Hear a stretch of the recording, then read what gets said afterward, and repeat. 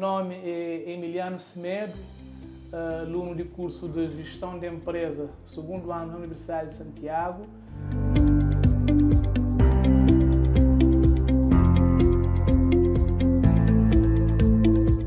Para o programa ser muito bom, fazer aquela formação ali, essa está servindo na prática, no dia a dia ali na empresa, e já começa a pôr em prática mesmo aquilo que você aprende na universidade, e você concilia o que você aprende no dia a dia e nos serviços diários.